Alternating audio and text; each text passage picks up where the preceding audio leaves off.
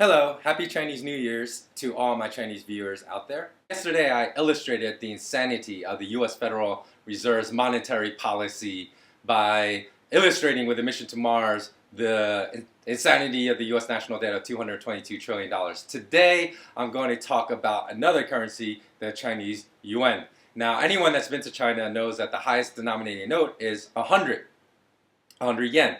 Now, for people unfamiliar with exchange rate, they might think 100 yen seems adequate if you're thinking in terms of $100, 100 euros. But in reality, 100 yuan is equivalent of 16 US dollars. So when we take a look at other denominations like the 50 yuan note, which is only about 8 US dollars, the 20 yuan note, which is only about $1, people may say, oh, I understand because China's so cheap that you don't need higher denominated bills. Not true.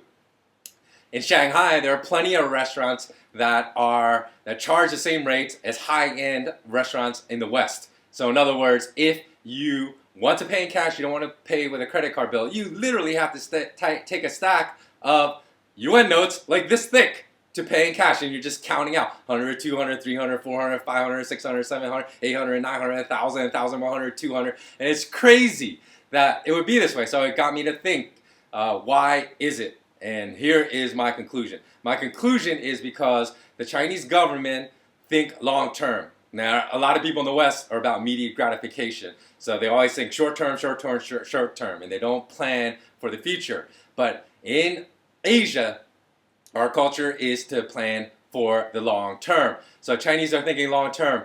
Do we need to really make a 500 yuan note or a 1,000 yuan note to accommodate the prices of things in our country, if this is only going to be a short-term proposition? Now, what I'm saying is China has been accumulating physical gold like crazy, and I believe their plan is to back the yuan with gold, and that will strengthen their currency like crazy. So they realize that a very, very short time from now, that they will no longer need, there will be not a need for greater than 100 yuan notes because their currency will be so strong once they back it by gold.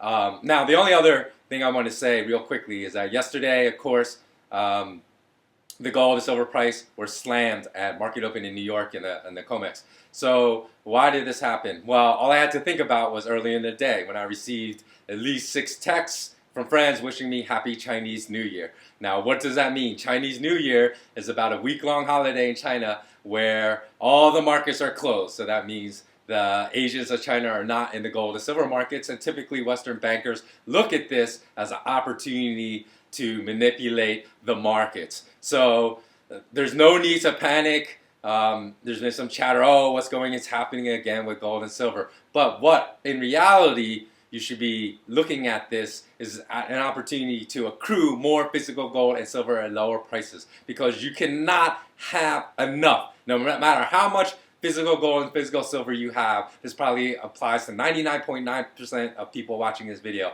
You do not have enough physical gold and physical silver. And on the flip side of that, whatever fiat currency you have, whatever amount, is probably too much. So that is it for today, short and sweet. Thanks a lot for watching. As always, remain intensely curious, and don't forget to click the link below and subscribe to our YouTube channel. Also, don't forget to comment below as well. Let me know what you think about my theory as far as why there's not a higher denominated note in China than 100 yuan, especially for those that have traveled to China. Okay, that's it. Have a good night or have a good day. Depends upon where you live. Take care.